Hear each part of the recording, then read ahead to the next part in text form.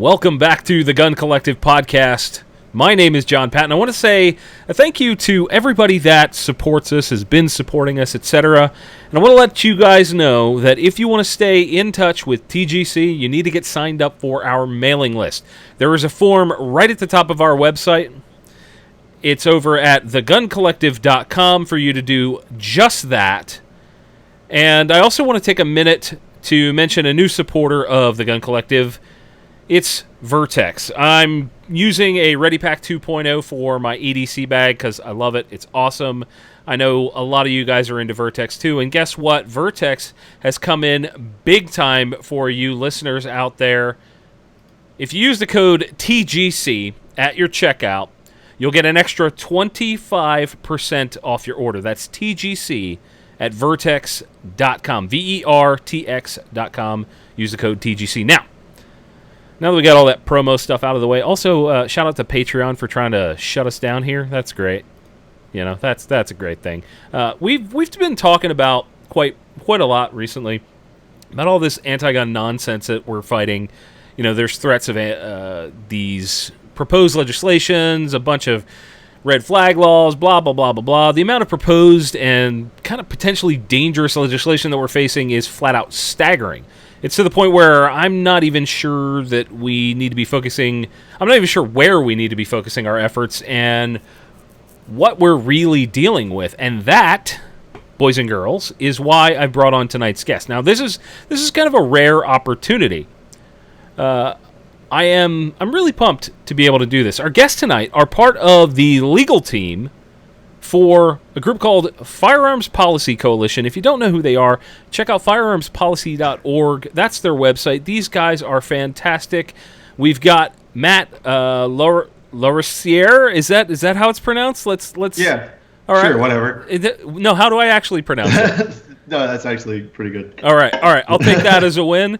You guys should be excited for our next guest. We've got somebody returning to the show. Everybody say hey to Adam Kraut. Adam is the FPC Director of Legal Strategy. Matt is the Director of Legal Policy.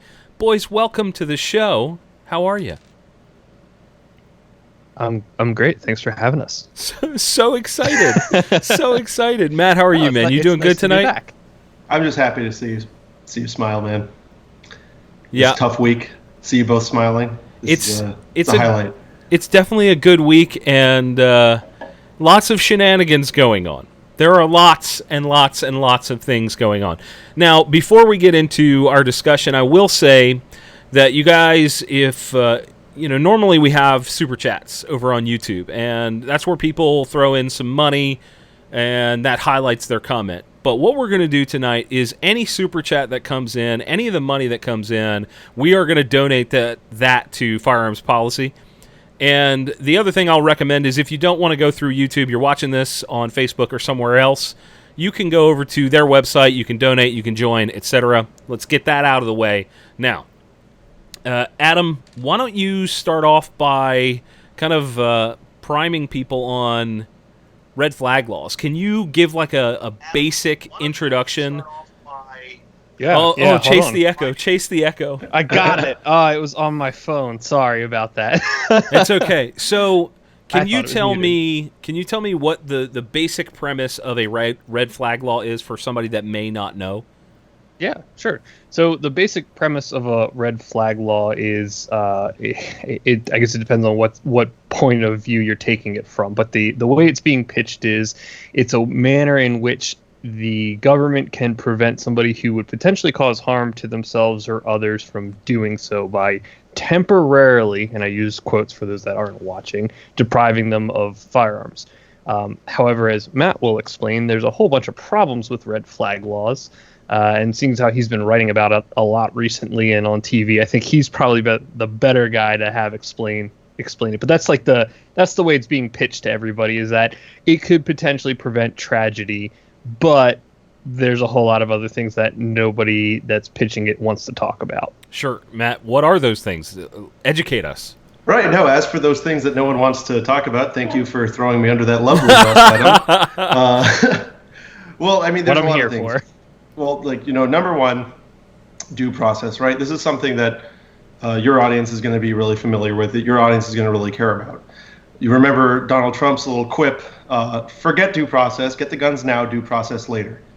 Well, the due actually means something. It's not just a fancy, legal sounding word. It's due process because it has come due before the government takes an action. This is the only context in which people are just seemingly blanketly out in the open okay with the government wholesale depriving you of a liberty, right? And this is the important, constitutional language, depriving of liberty, property, or whatever, without a due process ahead of time. So again, take the gun now, due process later. That's not due process, that's overdue process. So, you've heard a lot of people talk about ex parte orders, or, we need to do something right now. We see somebody making a thread on Facebook or posting, weird song lyrics that we're not a fan of. So we need to do something right now. They're wanting to go ahead and ex parte, so that means without informing the person, without having them there, have a judge decide that, this language, I don't like what's going on here, so I'm going to grant this order. Still, the person isn't aware of the order, but now they're committing a felony if they, have possession of a weapon. That's huge. I mean, that's the first red flag that these laws raise themselves. Then you go on the question of, this is all about urgency. People are saying we need to do something before, some nefarious person acts. Right. It's that term pre-crime that everybody's familiar with. Right. And so, but here's one of the rubs. They're never required to do anything with it. So you can get this order passed, and this person is now a criminal if they have a gun, and the police won't do anything with it a lot of the times for days, weeks, months, or ever. So that's a huge problem right there. Finally, if they do serve the order, if they do confiscate the guns, and the majority of the time, as we've put out a lot of records requests from California and other states that have had these laws in place for a while, and what we're seeing is that the majority of the time, these orders get dissolved. They don't turn into a permanent injunction. They don't turn into anything serious. There wasn't really serious grounds for them. And in a majority of those cases, the person never gets their property back. Of course, because why would we do something that makes sense? Right, and it's because you have to go through. It's not like they just we didn't get it. Here you go. Here's your gun back. Right? No, that would be slightly efficient. You then have to petition your state or local government to give it back. And what do you need for that? An expensive lawyer. And who are most of the people that get involved with law enforcement, get subject to these orders? They're people who are lower income and otherwise disadvantaged. So those are, by the way, the same people who are most likely to be violently victimized. So you're taking the most vulnerable class of people who have the most need to have an effective mechanism for self-defense, taking their weapon away arbitrarily, stealing their property basically, and then just telling them, oh, tough cookies, you want it back, I hope you got money for a lawyer. These are all certainly unintended consequences, probably. Isn't that a book? About it. I think what's interesting is what we're seeing is, and I was actually speaking with a Senate policy advisor earlier today about this, and I said I don't quite understand why we have this sort of need. These politicians feel a need to do something when we already have a lot of laws on the books, and all they want to do is just put another Band-Aid on to try and make it look like they've done something, because they want to be reelected and they want to look good for their constituents. It's kind of absurd. Adam, you look like you've got something to add there. Yeah, so what I was going to exactly come to that point before you got there, but you beat me to it. So what we're seeing is a lot of politicians that are out there right now touting, universal background checks and red flag laws are the big two, with the assault weapons ban, magazine capacities trailing behind. But if you look at the most recent incidents, so Gilroy, El Paso, and Dayton, And you look at what these politicians and, in a lot of ways, what these special interest groups like Moms Demand Action and the Bloomberg-funded groups and Brady and Giffords, you look at what they're proposing as solutions, and they wouldn't have done anything. So here's the kicker, right? Universal background checks. We need background checks on every transfer of firearms. Well, there's a couple problems with that from a practical standpoint, but the pragmatic part of it is that all of these individuals bought firearms from licensed dealers. So they had background checks conducted. They passed those background checks. So the solution that's being proposed with universal background checks would have had no impact on those three individuals to begin with. So the question that comes to my mind from I guess why, for lack of a better description, why, you're addressing a problem that didn't exist.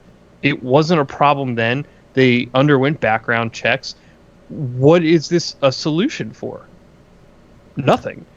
Do you often think to yourself, where did these people come from with these solutions, and why are we allowing politicians that are supposedly representatives of the people to propose legislation that is just kind of a slap in the face to not just, we're not talking about just gun owners. We're talking about this as an intellectual slap in the face for Americans as a whole, right?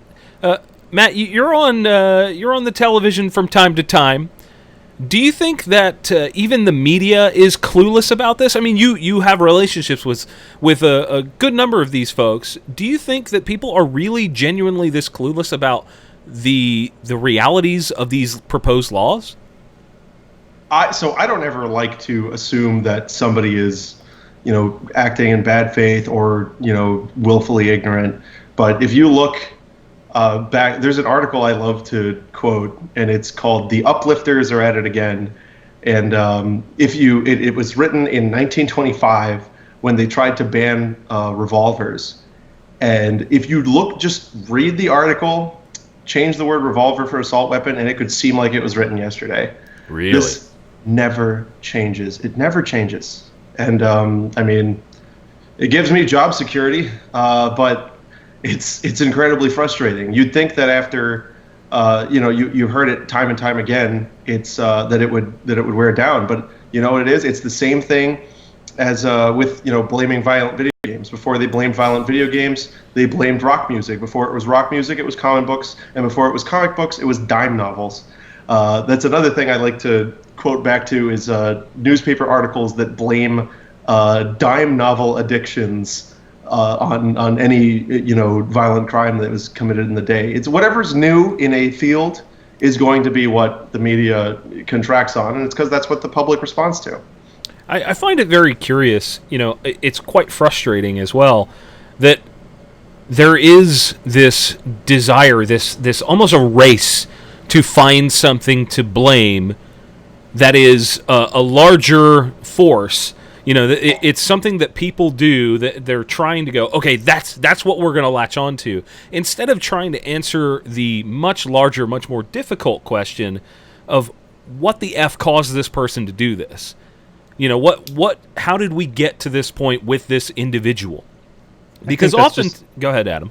I think that's just human nature. Yeah. I think if you look through history pick any kind of event or something that is not the norm, people want an explanation for it. So how do you get an explanation? Well, what's the easiest thing to kind of pin it to? Well, okay, that makes sense. Or maybe it doesn't to some people, but if the majority of people can accept in their mind that yes, that is a reasonable reason for why that occurred, it gives them an explanation for something that they want to know why. They Right. need something to just reassure them that I guess they're normal, or that there's something out there to blame, and it's just that some people just are evil. And that there's a solution that they can grasp, right? That's perfectly human to respond to tragedy with a call to help and an idea.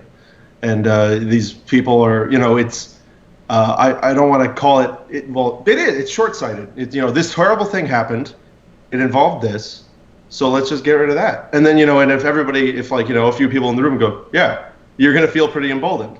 So, if there was a massive 3-car pileup and, it was caused by a blue car, and somebody said, these blue cars, too dangerous. And, could you see a few people in the room, starting to nod their heads? It's kind of the same thing, really. Maybe slightly less extreme, but at the end of the day, it's the same logic. Do you think that with more people on the Republican side of the fence pushing for this sort of red flag law, I don't know what to call it, but it seems to be this rah-rah thing that they're circling around and going, oh, now we're going to do something. This is bipartisan. Do you think that nonsense comes from a place of genuine desire to do something, or do you think it's a desire to reinforce the voters, I guess? There's a mythical, magical, lukewarm middle that all politicians try to appeal to. The only thing is that they've never figured out it doesn't exist. Every Republican thinks that if they can just crack into this creamy, lukewarm, moderate, middle position, that they can secure their reelection. But in reality, it's, most people are either on one side of the gun debate or the other. They think that they'll win votes by getting mushy, but from my research, I think it's unlikely. It's pretty sad. I've seen some names attached to red flag laws that I really didn't expect to see on them. You would hope that a conservative remains conservative and doesn't bend, based on emotion, and doesn't bend, and step on the dead bodies. Because really, that's what's happening here. People are elevating themselves on the backs of the dead so that they can get reelected, which is kind of messed up, if you ask me. Now, Adam, can you tell me in short form, because I know you're good at that, can you tell me in some kind of short form what we're really up against besides red flag laws? We've seen this coming up all over the place, but there's more to it than this. What else comes to mind when you think of what we're dealing with right now? I think you're going to see red flag laws pushed everywhere. They're being pushed at the federal level. There are 17 states and the District of Columbia, I think, that currently have them, and they're being proposed all over the place. So I would expect red flag laws. I would expect a fight on those. Universal background checks would be the other one that's really being touted right now. Assault weapons ban and high-capacity magazines, like I said, trailing, but a third one. And I think that's where you're going to kind of see that line drawn, for now anyway. So it's certainly, it seems to me that anytime you have one of these kinds of incidents, like I said, people kind of are looking at it. I think they want something to blame. And, if only we had red flag laws, this would have been stopped. Well, again, we look at these 3 most recent incidents and the circumstances surrounding them. There was an article on CNN, the murderer in El Paso. His mother called the police a few weeks before the incident, but her concern was over the style of firearm he owned and whether he could have it, and she wasn't sure about his maturity. Nothing there, to my knowledge and based on the reporting, would have triggered a red flag law that's in place anywhere. So red flag law wouldn't have solved that. Universal background check wouldn't have solved that. Assault weapons ban, we know from data that they're worthless. So again, it's just... none of those solutions being proposed would have any effect on this. It's a lot of, I think it's a lot of, we need to do something to say we did something, right. Not looking at it from a practical standpoint of this actually would have had some kind of effect on whatever the underlying issue was. It's not about actually doing something, it's about saying you did something. Is that what I'm gathering? Yeah, I think so. And I don't necessarily... I myself don't necessarily buy into it that they're doing it for the votes. That very well could be a part of it. I don't necessarily think that. I think it's more of a, we have to do something. Here's something we can do, even though it would have no effect on it, but we did something. I think that's probably more what it is. So they picked red flag laws because that's what was on the table. That reminds me a little bit of the conversation I was having with the guy I was telling you guys about earlier, the policy advisor.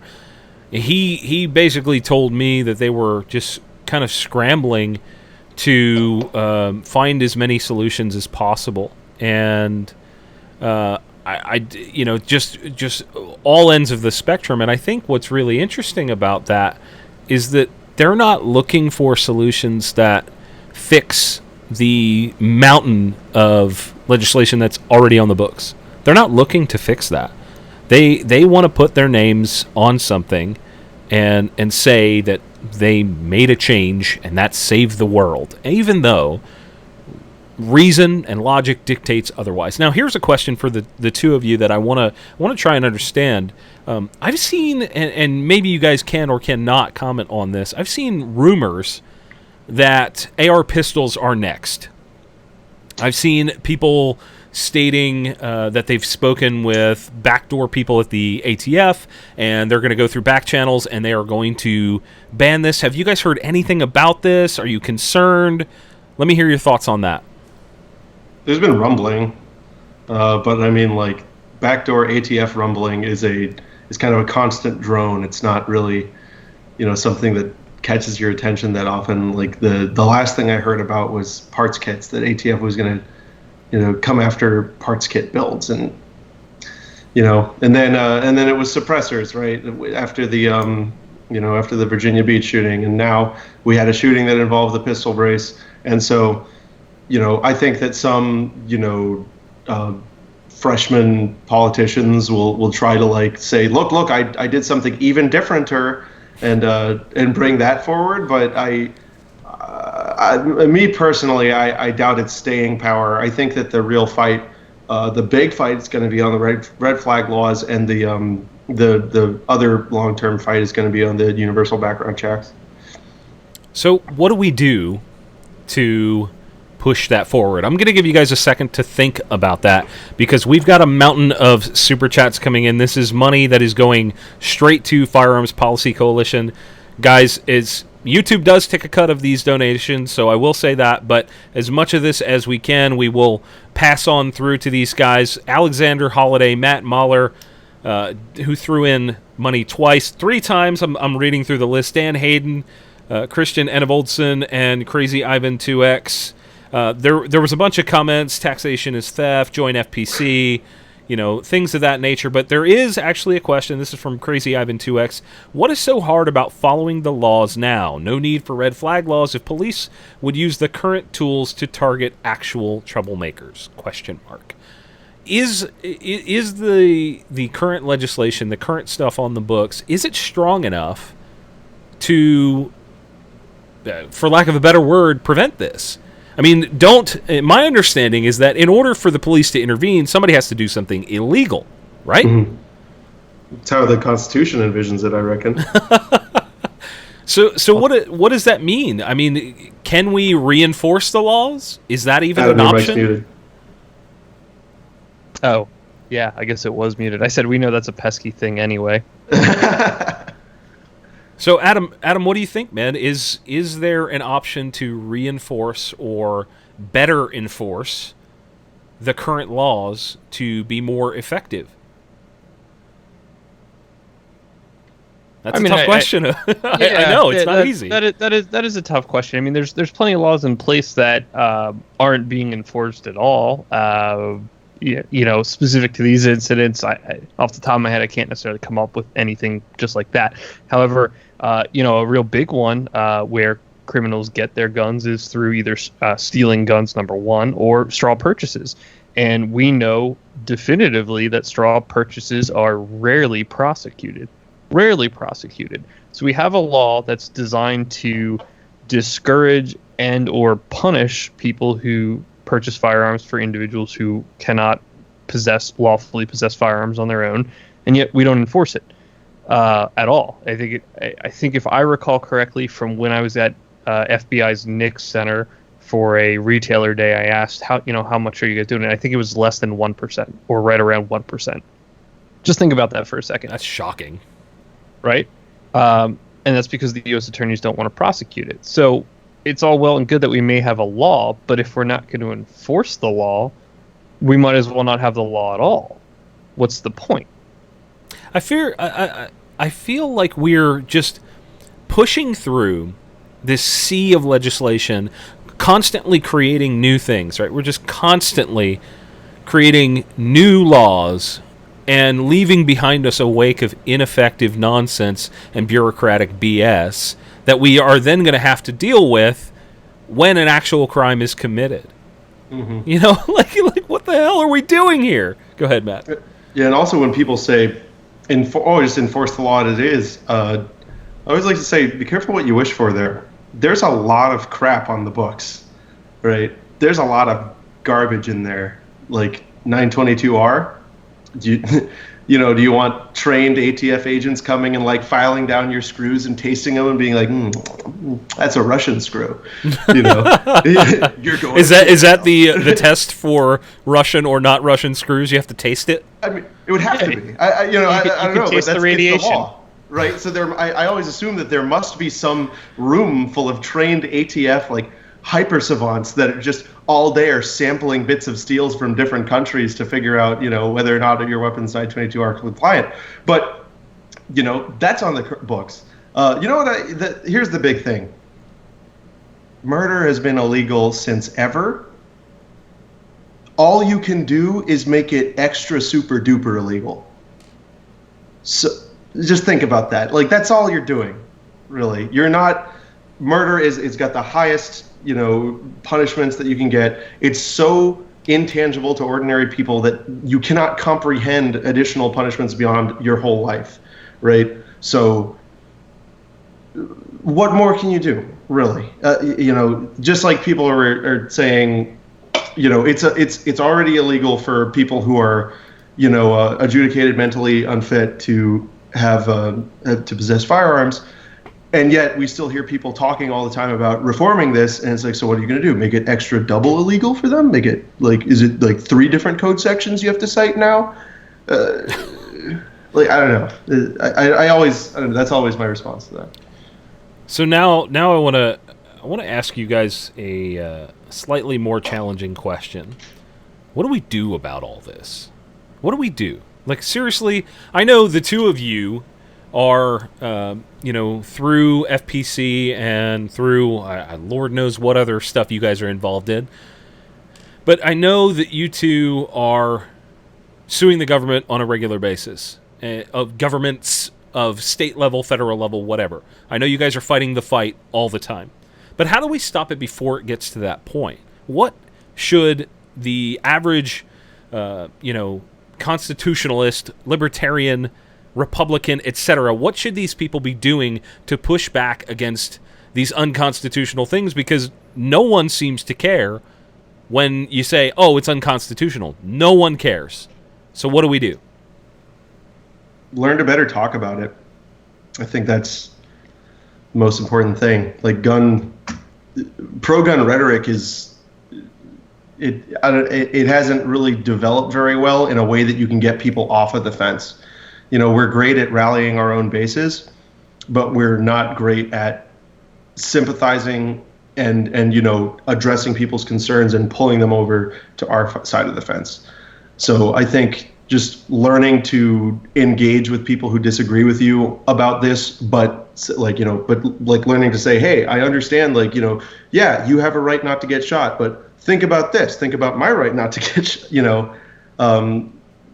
have emotional counterexamples, and it can go a long way in getting people to understand that our side isn't the fetishists, right? We're not obsessed with guns. For us, it's about civil rights. The people who are obsessed with guns are the anti-gun people, because no matter what happens, like a tree falls in the woods and they're like, AR-15, Woogie boogie, it's a gun. Yeah. Adam, what do you think people should be doing to tap into that emotional side of things? I mean, you've been part of TGC. You know the audience well. You've been here for a long time. So how do we tell the audience to tap into that emotional side? Because we often get emotional in the terms of, you're not going to take my rights. Like, that's what people end up doing, and it's counterproductive. So what do we do? Sure. You know what people hate hearing? That they're wrong. I agree. We've had this discussion how many times? The fastest way to turn somebody off to any kind of discussion is just to flat out tell them they're wrong right off the top. You were wrong. Okay, well, guess what? I don't really care what you have to say anymore. Yeah, henceforth, you're done talking. Right. And I think one of the biggest things with this is this particular debate, at least, is that you're dealing with emotion and you're dealing with logic, and those two don't mesh very well together. When it's really hard to tell somebody from a logical standpoint, hey, look, here's data, here's examples. Yeah, but I don't feel safe with that. You're telling somebody their feelings are incorrect. Sure, and that's definitely a tough pill to swallow, if they want to even go that far to think that. But you're speaking. You might as well be speaking in Mandarin to them, and likewise, they might as well be speaking in, I don't know, Arabic to you, because you're looking at it from a standpoint of, okay, well, here's what data tells me. Data tells me that assault weapons are not commonly used in crime at all. In fact, it's statistically insignificant. But this person feels that they're scary or that they cause more damage. And then, okay, well, here's some evidence that that's not true. Yeah, but I still feel that way. I'm not comfortable with it. Okay. And I don't know how you cross that threshold short of having an open mind and being willing to understand that, okay, this might actually, in fact, scare this person. So maybe we stop, we step back, we take some baby steps with something else. Okay, well, what about this? And you work your way up to it. I think at the end of the day, part of the biggest problem is that nobody wants to have a conversation. Everybody just wants to yell at one another that I'm right, you're wrong, screw you.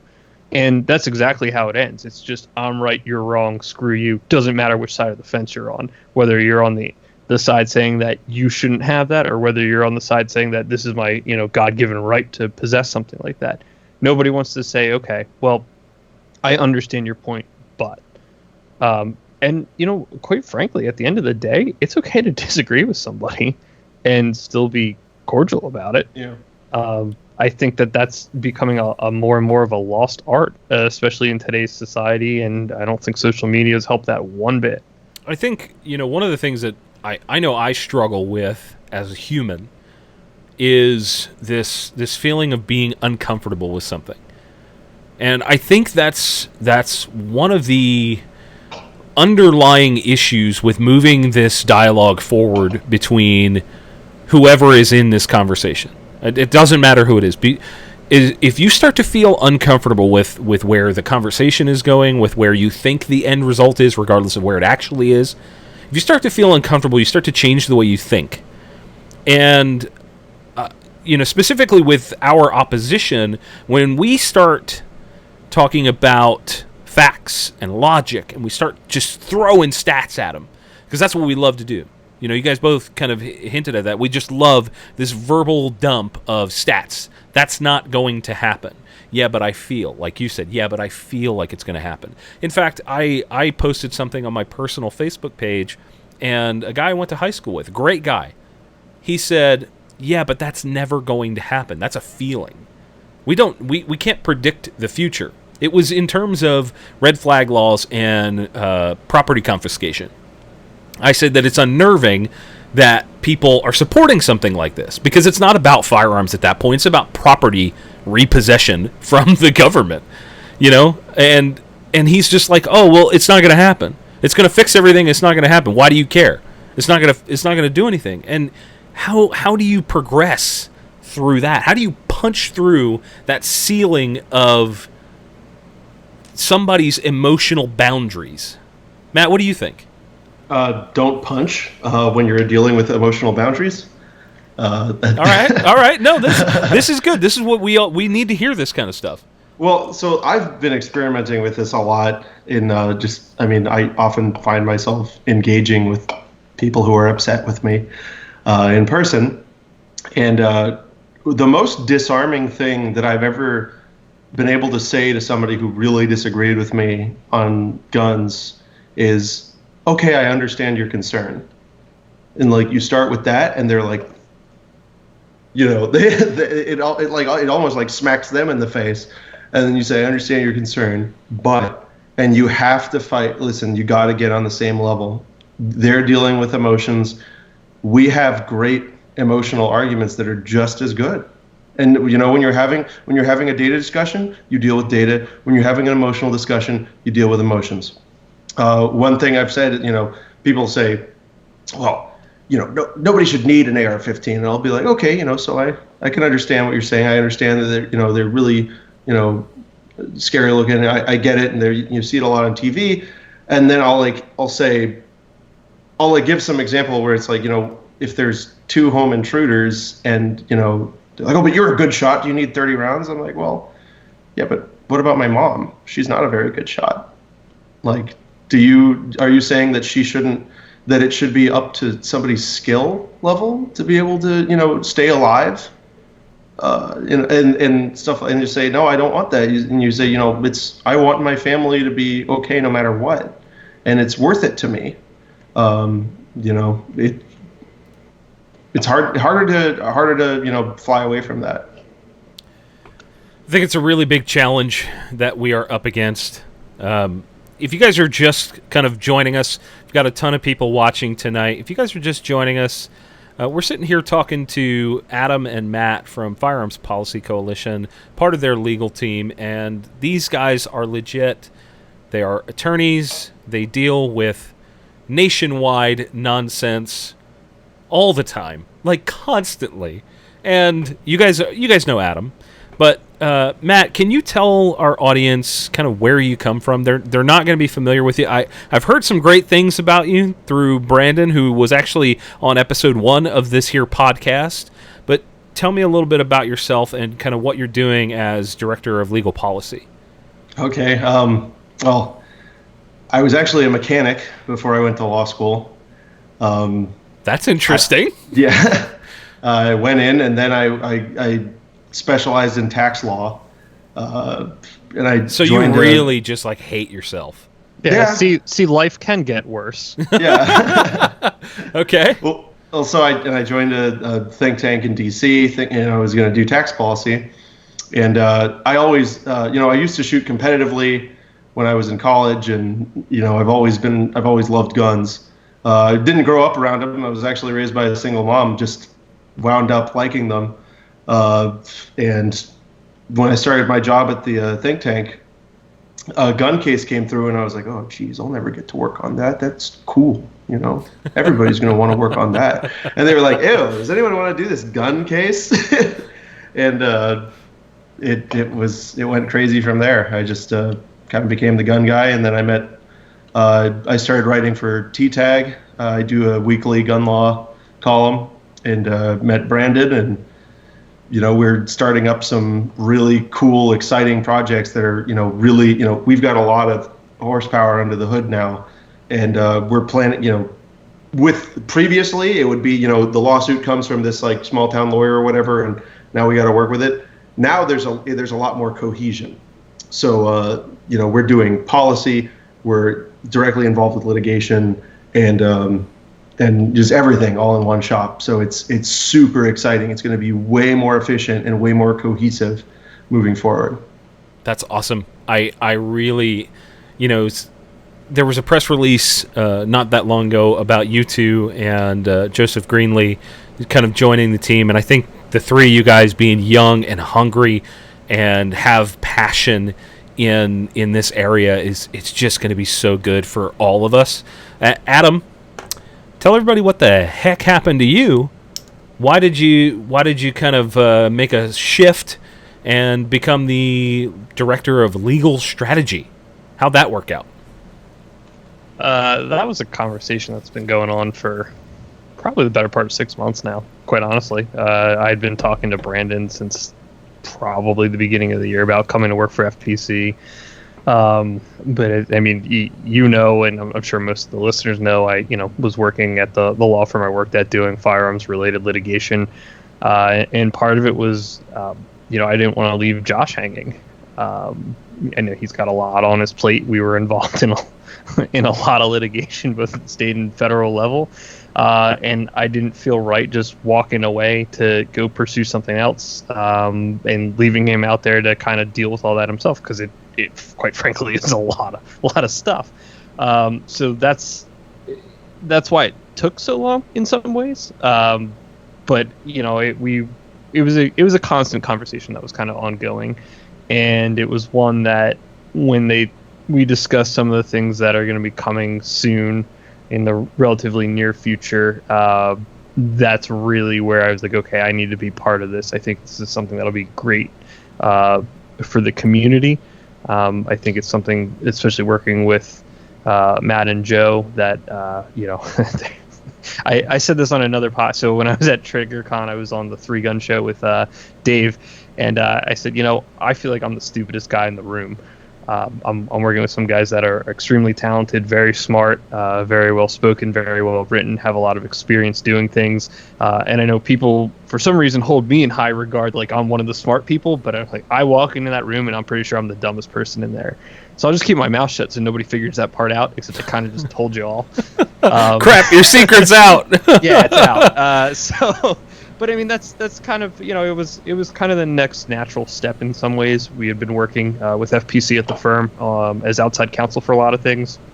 The bump stock case, we were the FPC was one of the first. It was the first plaintiff, along with Gatus and some other individuals and organizations. So FPC, as far as the work that it's been doing, the way it's been looking at issues, challenging things, not just firearms related stuff, but First Amendment related issues and other constitutional issues, I felt that for me anyway, it fits in with my values and how I believe the world should function. So it was just kind of an easy, like, wait, I can be part of this? Yeah, sign me up.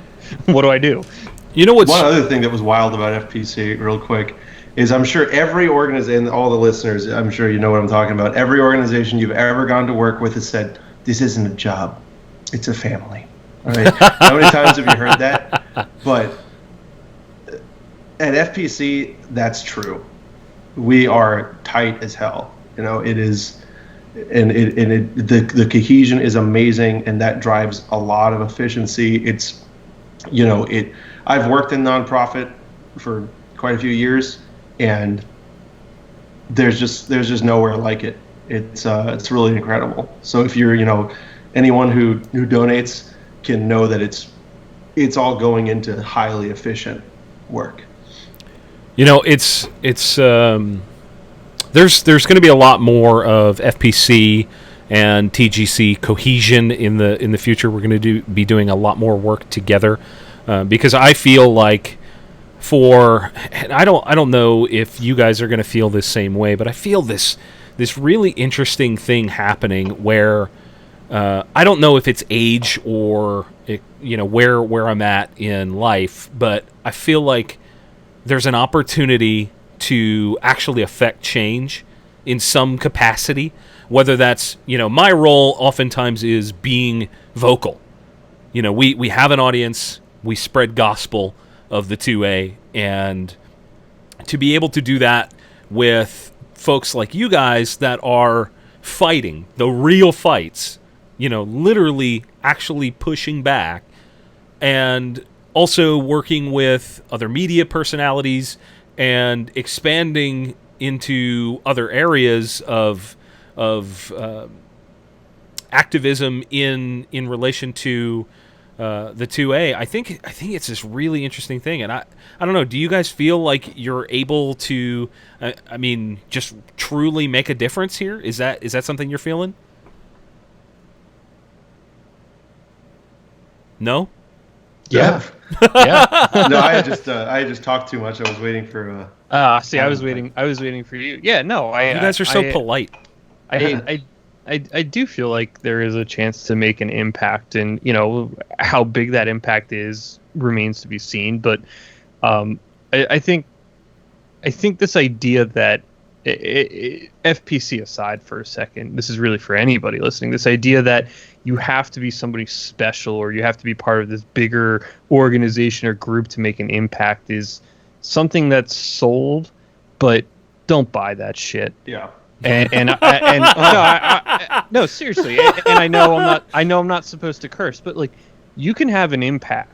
It might not be an impact that carries ripples across the nation, but you could have an impact on your friend, your neighbor, your coworker, and that alone is worth its weight in unmeasurable amounts of things. So don't forget that when you look at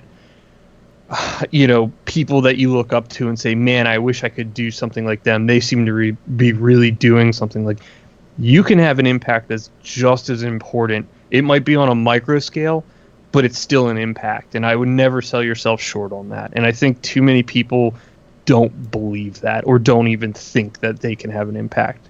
So don't sell yourself short. Well, they've been programmed to think that Big Daddy Suit Man is going to fix things for them. That people have been programmed to think that they are a cog in the wheel that is putting money in somebody else's pocket. That's what they've been told for decades. Yep. And I think right now we are literally in the undoing of that, and I think it's a good time to be a part of things like this. So before, I don't want to get too deep into the weeds of our own emotional connection to what we're doing and our desires to level up our own careers. What I want to talk about before we start to run short on time is where are the fights happening right now? Like, what are the cases that FPC is pushing? What are you guys doing to fight back right now? Got a lot of action in the Third Circuit. Where is the Third Circuit? Remind me. Pennsylvania, New Jersey, Delaware. We've got we've got a bunch of litigation going on there. 2A as applied challenges. We just had a decision actually that came out earlier today from a district court in Pennsylvania that found Pennsylvania's Mental Health and Procedures Act, Section 302, so involuntary commitments, did not trigger the federal disability for involuntary commitments. Wow. In other words, yeah, so that was a pretty big deal. There's a press release on the website about that that just happened this afternoon, like as I was driving home. There's FPC's heavily involved out in California.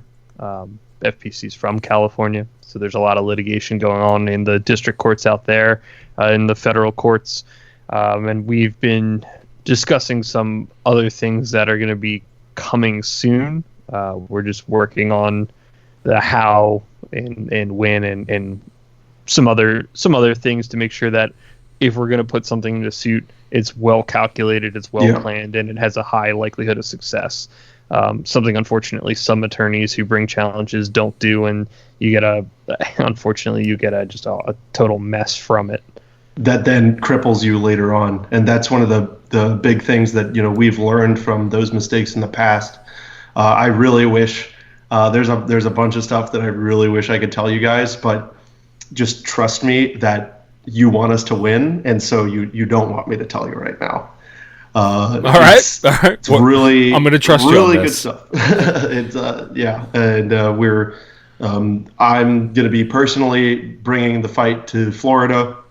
We're going to be opening up a center there. I think that Florida is going to be a big battleground coming up. It's been kind of co-opted by a lot of gun controllers. There's a lot going on there down there, and I think that's an essential piece of territory to hold. I agree. The gunshine state is important. Yes. No, it's kidding. even shaped like a gun. Yeah, it's got the finger grooves and everything. It's weird. I don't understand how it happened. So we're seeing an interesting case with the mental health changes, which I think is really the timing on that. Like right now, seeing that happen, which is, I would say that's positive for us, unless I'm misunderstanding what took place. The 302 issue is a long discussion, and involuntary commitment is a long discussion. Mental health is a long discussion, and I believe we're probably going to get Genevieve back on the show to kind of give her insight on that, and maybe bring on some other mental health professionals to do that at a later date. But I think the thing that kind of starts to rattle around in my brain is what's what's the thing that an average gun guy should be worried about right now? Should we be actually, we see this hype on social media about red flag laws. I mean, are these coming? Are people genuinely going to be affected by this? Well, yeah. I mean, people are going to be affected by it. They haven't. I mean, where they do exist, they aren't issued. They're kind of not issued very often, at least so far, right? But we can see these norms change over time. There's that is something extremely dangerous, that it can become a normalized tool to be added to the kind of like social terrorists toolkit, kind of like swatting. That's it's something to keep an eye on. It's something to keep your concerns. And it's hard because, when you're talking at the bar, at the water cooler, people are like, well, it's just, it's just for the crazies, right?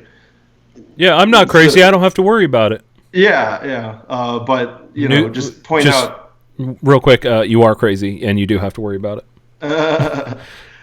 Just point out that, somebody, you might not think you're crazy, but somebody somewhere might, and should it be up to them, whether you're dragged before a magistrate to defend your property. I don't know, just have talks about it, talk about it. That's really important. Talk about it and try to speak about it in a way that doesn't make you seem, like just a crazy gun nut, but like somebody who's worried about their civil rights, which is what you are. Adam, you know the audience well. What do you tell them to do when it comes to talking to people? What do you recommend? I think be civil is a good place to start. Yell, and you're never going to change anybody's mind on Facebook.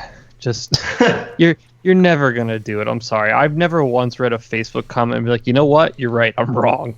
Totally. You're just not going to do it. Now, if you want to go and get into a spend your day arguing on Facebook, like, cool, I guess that's your prerogative. Not how I want to spend my time.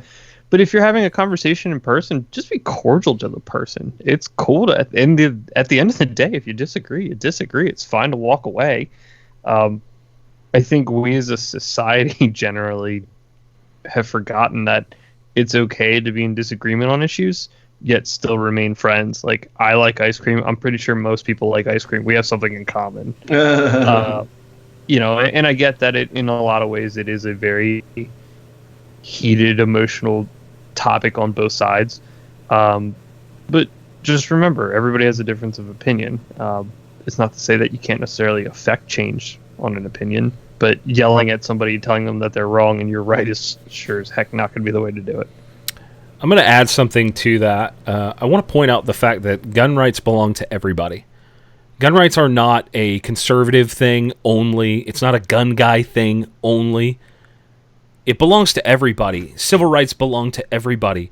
And I think it's important to remember that when you're discussing this with people that may not agree with you, even when you're discussing this with people that agree with you, it's very easy to be pushed in a direction of, I don't know, being just freaking out over stuff. Like, it's very easy to just, like I said earlier, it's very easy to do that.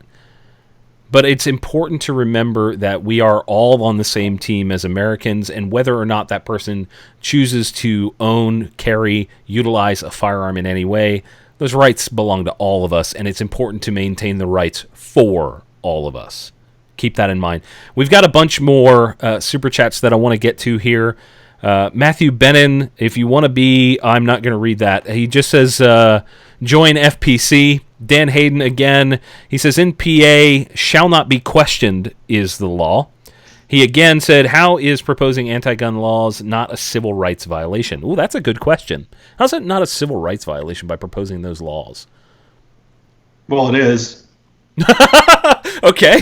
They're oath breakers, but that stopped being controversial a long time ago.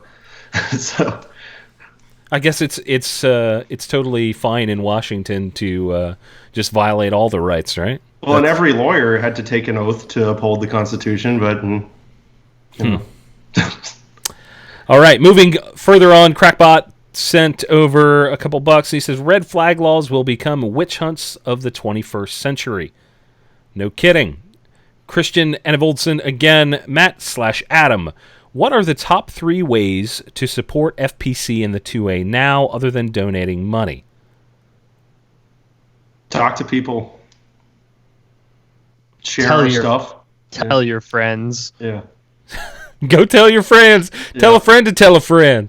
Yeah, no, seriously. Tell a friend to tell a friend. Tell that friend to tell a friend, friend, so on and so forth. And just normalize it. Normalize being concerned about gun rights. I think the most important thing is to just talk to people. Do you think we can actually push past the hard line in the sand when it comes to folks that are just not okay with it? Do you think that's ever a possibility? Yeah, I do. Yeah.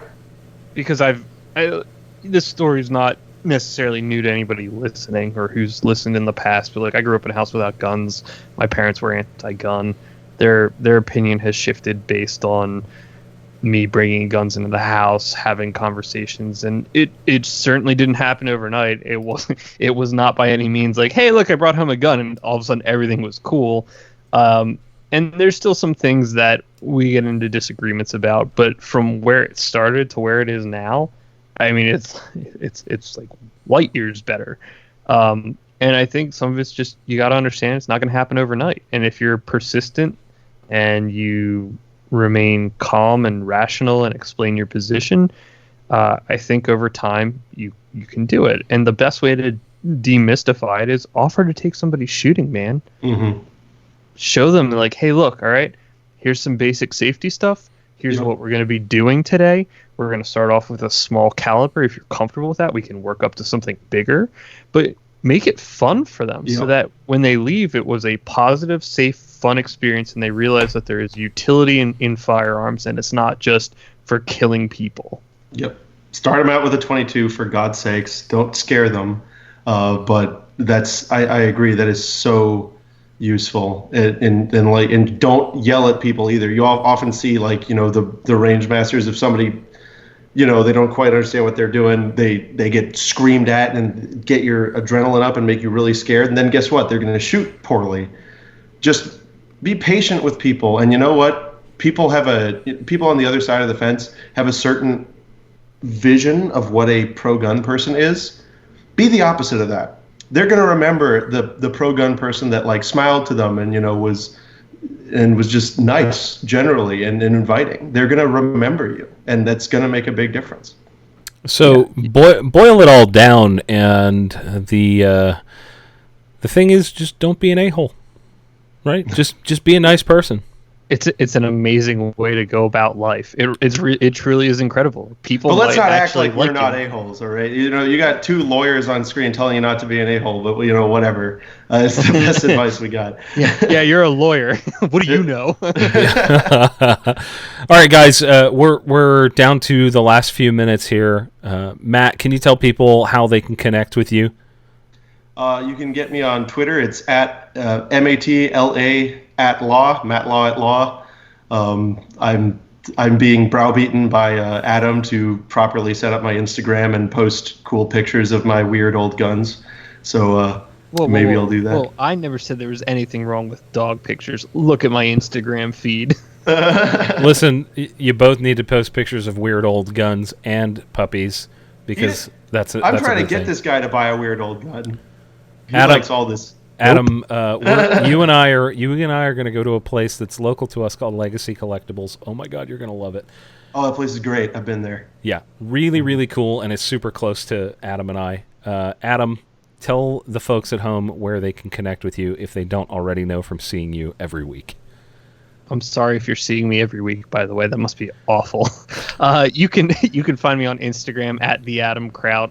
Same on Twitter, although I'm still trying to figure. I don't use that constantly or ever really, but I'm working on it. Facebook.com/the Adam Kraut. Pretty much if you just search the Adam Kraut, you'll find me. Also, you can head on over to joinfpc.org. Yeah, shameless plug here, right? That's not shameless at all. I was going to plug it if you didn't. Well, boom. and join FPC if you like what we're doing. We would certainly love to have your support, and we hope that we are making you guys proud. Well, you guys are making me proud. I actually had a conversation with Adam probably about 6 months ago about what gun rights group that I wanted to align with, and at the top of my list was FPC, because I like the swagger, I like the aggressive approach to winning back and fighting for our rights. Guys, keep in mind all of the super chat donations that came through tonight.